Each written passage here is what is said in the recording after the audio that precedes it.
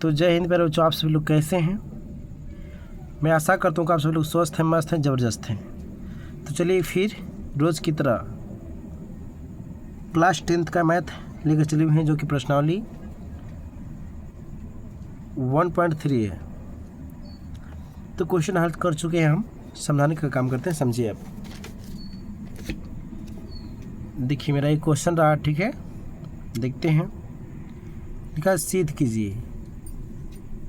कीजिए कि रूट पाँच एक अपरिमेय संख्या। रूट 5 एक अपरिमेय संख्या है। ये कह रहा है कि सिद्ध कीजिए कि रूट 5 एक अपरिमेय संख्या है। तो आइए देखिए, हम सिद्ध किए हैं, एक्सप्लेन करते हैं। तो हम सिद्ध करे हैं, आइए हम समझने का काम करते हैं। लिखे हैं हल। माना कि रूट 5 एक अपरिमेय संख्या है। जब परिमेय देता है तो उसका हम ऑपोजिट मानते हैं, यानी मान लेंगे कि माना कि रूट 5 एक अपरिमेय संख्या है, ठीक है। आगे लिखे हैं रूट 5, यानी इसे हम क्या कर सकते हैं, रूट 5 परिमेय जब माने हैं तो इसे p/q के रूप में लिखना पड़ेगा। तो p/q के रूप में हम लिख लें, यानी p/q के रूप में लिखा जा सकता है, ठीक है। तो जहाँ q equal is not equal, ये क्या है, जहाँ q is not equal to 0 हो, कहने का मतलब कि q बराबर 0, q का मान यानी 0 नहीं होना चाहिए। तो चलिए आगे देखते हैं। और लिखिए क्या है, p और q पूर्णांक है। p और q क्या है, पूर्णांक है, तथा इसमें एक के अलावा कोई उभयनिष्ठ गुणनखंड नहीं है। हम समझेंगे कि p और q क्या है, एक पूर्णांक है, जो कि इसमें एक के अलावा कोई भी उभयनिष्ठ गुणनखंड भी नहीं है, ठीक है। आगे देखते हैं हम। जैसे अब इसमें हम क्या करते हैं, इसका क्रॉस मल्टीप्लाई करेंगे। इसका जब क्रॉस मल्टीप्लाई किए हम, तो इसका इसमें किए हैं तो रूट 5 q आ गया है। क्या है, रूट 5 q आ गया है। और फिर इधर कुछ नहीं है, यानी क्या होगा, p ही रह जाएगा, ठीक है, p ही रह जाएगा। तो फिर आगे हम लिखे हैं, आगे लिखें दोनों तरफ, क्या लिखें, दोनों तरफ वर्ग करने पर, क्या है, दोनों तरफ वर्ग करने पर, ठीक है। तो हम क्या करते हैं, ये जो संख्या है इसी की तरफ हम वर्ग करने का काम करते हैं।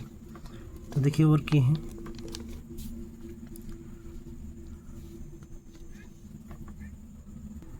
तो वर्ग किए हैं हम, यानी रूट 5 क्यू का होल स्क्वायर और बराबर p का होल स्क्वायर, ठीक है। तो हम इसका क्या है, रूट 5 का अगर होल स्क्वायर करते हैं तो क्या आता है, 5 ही आता है। और q का स्क्वायर करेंगे तो q स्क्वायर आएगा, ठीक है, बराबर p स्क्वायर का होल स्क्वायर किए हैं तो p स्क्वायर आया है। तो अब देखिए, तो वो हम क्या करेंगे, इसको हम क्या कहें, एक बार सजा लिए, यानी p स्क्वायर बराबर क्या है, 5 q स्क्वायर कर दिए हैं। तो 5 q स्क्वायर, जो इसमें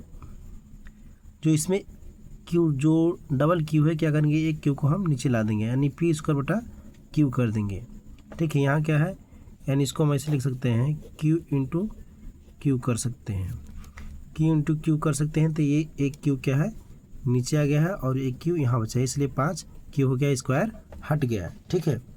आगे चलते हैं, लिखे हम चूँकि p स्क्वायर बटा q स्क्वायर, p स्क्वायर बटा ये क्या आ गया,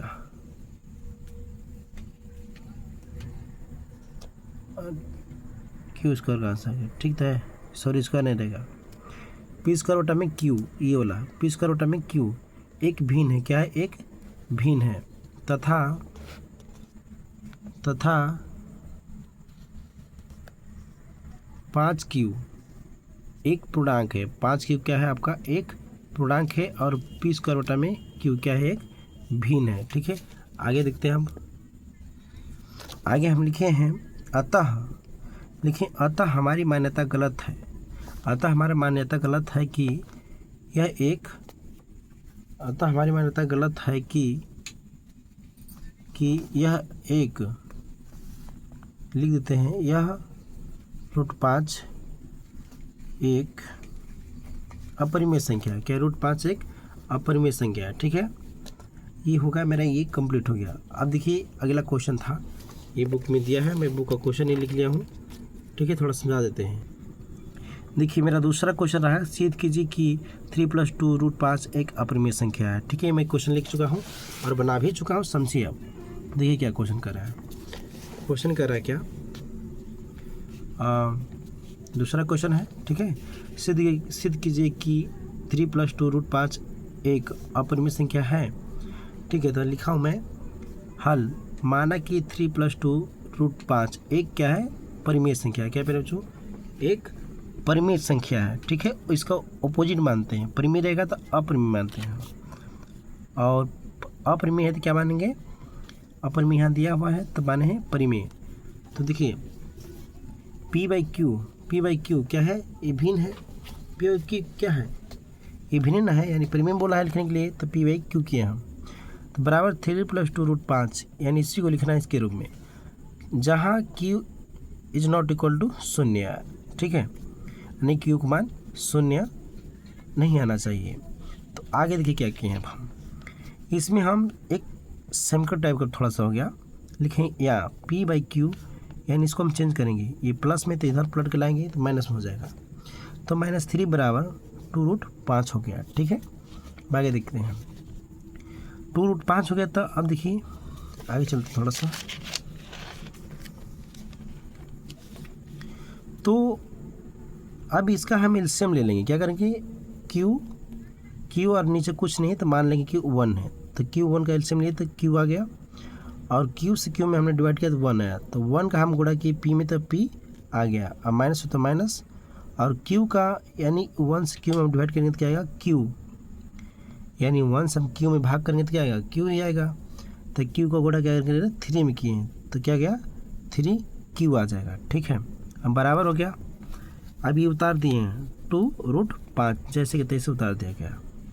तो अब देखिए क्या आगे होता है, फिर ये जो 2 होता है क्या होता है, नीचे इसमें, यानी इसके नीचे आता है अगला स्टेप में। तो लिखें या P - 3Q बटा में 2Q बराबर √5, यानी ये 2 क्या होता है, नीचे आ जाता है। तो लिखें और क्या, यह स्पष्ट होता है कि P -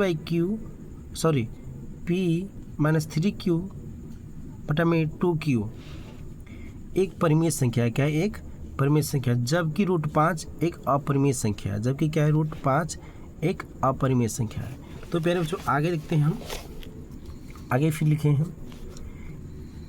इसलिए परिमेय संख्या बराबर अपरिमेय संख्या, इसलिए परिमेय संख्या बराबर अपरिमेय संख्या जो गलत है। क्या है, जो गलत है, यानी परिमेय संख्या क्या होती है, अरे अपरिमेय संख्या क्या हो सकती है, परिमेय संख्या नहीं हो सकती है, क्या है, गलत है। तो नीचे लिखिए अतः हमारी मान्यता गलत है कि 3 + 2 √5 एक अपरिमेय संख्या है। प्यारे बच्चों मेरा यही आंसर रहा, ठीक है।